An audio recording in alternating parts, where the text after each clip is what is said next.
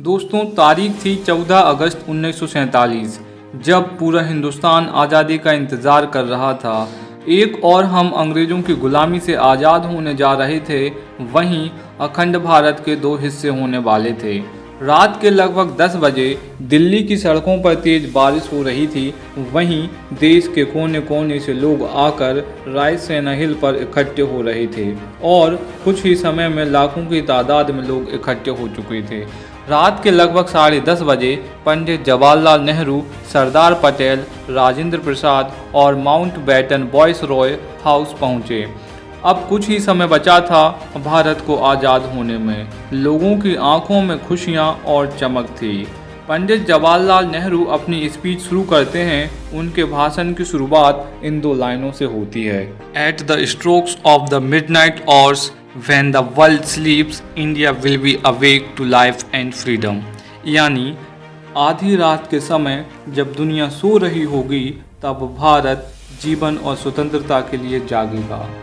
अब वो घड़ी आ गई थी जब हमारा देश आज़ाद होने जा रहा था। लगभग आधी रात को आज़ादी का शंखनाद हुआ और हम आज़ाद हो गए। वहाँ खड़े लोग महात्मा गांधी के नारे लगा रहे थे। वहीं कुछ लोग जो अपने घरों में थे, वो पूरा भाषण रेडियो के माध्यम से सुन रहे थे और खुशियाँ मना रहे थे, क्योंकि उस समय लोग ऐसे थे जैसे किसी पिंजरे से कोई पंछी आज़ाद हो गया हो। पूरा भारत आज़ादी का जश्न मना रहा था। ये वो दिन था जो हमें अंग्रेज़ों की 200 वर्षों की गुलामी के बाद मिला। 14 अगस्त 1947 में रात भर की बारिश के बाद सुबह आसमान बिल्कुल साफ था, जब पंडित जवाहरलाल नेहरू और उनकी कैबिनेट ने शपथ ली और ब्रिटिशर्स का झंडा हटाकर भारत का झंडा लहराया गया, जिसे देख सभी की छाती चौड़ी हो गई थी, क्योंकि अब हमें वो झंडा देखने को मिला जिसे हम वर्षों से देखना चाहते थे। जब राजधानी दिल्ली से आज़ादी का जश्न मनाया जा रहा था, उस समय महात्मा गांधी दिल्ली से हजारों किलोमीटर दूर पश्चिम बंगाल के नौबखाड़ी में थे और देश में शांति बनाए रखने का प्रयास कर रहे थे। उस समय पंडित नेहरू के भाषण को रेडियो के माध्यम से पूरे भारत ने सुना था। 14 अगस्त 1947 की वो रात, जिस दिन लोग सोए तो गुलाम देश में थे, लेकिन उठे आज़ाद भारत में।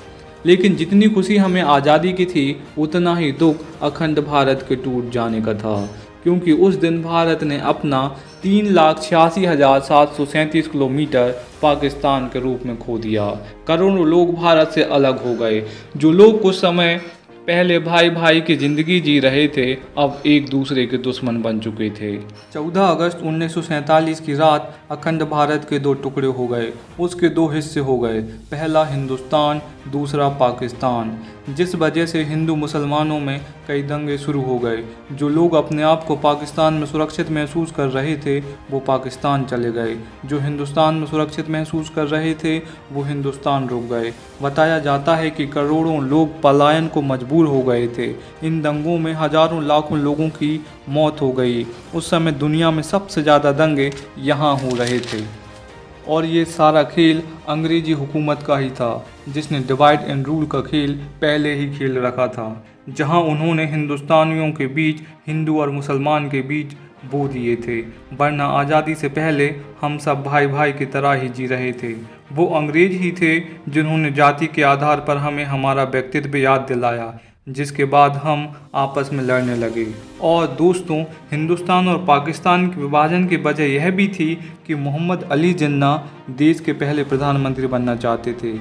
वहीं महात्मा गांधी जवाहरलाल नेहरू को प्रधानमंत्री बनाने का वचन दे चुके थे, जिस वजह से मोहम्मद अली जिन्ना अपना अलग देश चाहते थे। इसी वजह से ये सारा विवाद शुरू हुआ और 15 अगस्त 1947 में ख़त्म हुआ।